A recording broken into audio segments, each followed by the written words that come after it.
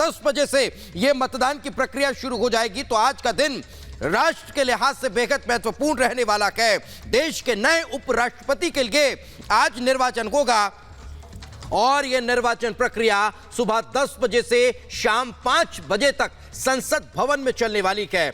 इसमें मुकाबला काफी रोचक माना जा रहा है। राष्ट्रीय जनतांत्रिक गठबंधन यानी एनडीए की तरफ से जो उम्मीदवार हैं वो जगदीप धनखड़ हैं, जो पश्चिम बंगाल के पहले राज्यपाल हुआ करते थे और अब उन्हें भारतीय जनता पार्टी यानी कि राष्ट्रीय जनतांत्रिक गठबंधन एनडीए की तरफ से उपराष्ट्रपति पद का उम्मीदवार बनाया गया है। तो दूसरी तरफ अगर संयुक्त उम्मीदवार विपक्ष के तौर पर अगर बात की जाए तो मार्गरेट अल्वा यहां पर नजर आने वाली है।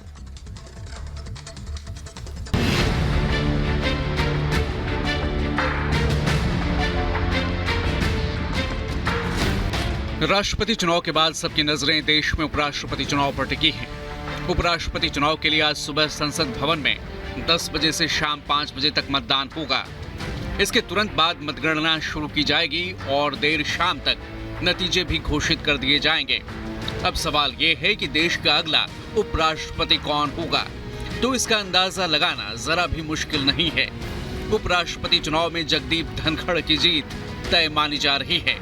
विपक्ष की तरफ से धनखड़ के खिलाफ कांग्रेस की वरिष्ठ नेता मार्गरेट अल्वा को चुनाव मैदान में उतारा गया है, लेकिन ये चुनावी जंग महज औपचारिकता ही नजर आ रही है, क्योंकि लोकसभा और राज्यसभा में अपने सांसदों की ताकत के बल पर बीजेपी अकेले धनखड़ को चुनाव जिताने में सक्षम है, जबकि कई विपक्षी दलों का समर्थन भी बीजेपी को हासिल है। संसद में मजबूत स्थिति वाली तृणमूल कांग्रेस ने मतदान से दूर रहने की घोषणा कर दी है, तो वहीं शिवसेना में फूट का फायदा भी धनखड़ को मिलना तय है। बीएसपी प्रमुख मायावती ने भी जगदीप धनखड़ को समर्थन देने का ऐलान कर दिया है, जिससे मुकाबला पूरी तरह एक तरफा हो गया है। इससे पहले राष्ट्रपति चुनाव में भी जमकर क्रॉस वोटिंग हुई थी।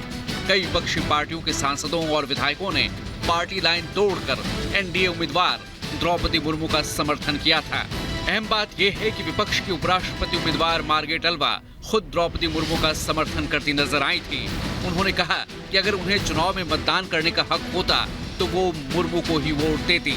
जाहिर है विपक्ष की फूट एक बार फिर चुनाव में जाहिर हुई है। इससे पहले कल बीजेपी ने अपने सभी सांसदों को उपराष्ट्रपति चुनाव में वोटिंग के तौर तरीकों की जानकारी दी। वर्तमान उपराष्ट्रपति वेंकैया नायडू का कार्यकाल 10 अगस्त को समाप्त होगा और नए उपराष्ट्रपति 11 अगस्त को शपथ लेंगे। लोकसभा और राज्यसभा के सभी सदस्य उपराष्ट्रपति चुनाव के निर्वाचक मंडल में शामिल होते हैं। इसमें मनोनीत सदस्य भी मतदान करने के पात्र होते हैं। भारतीय संविधान के अनुच्छेद 68 के मुताबिक उपराष्ट्रपति पद के कार्यकाल की समाप्ति से पहले ही चुनाव किया जाना आवश्यक है। Bureau report, Republic Bharat.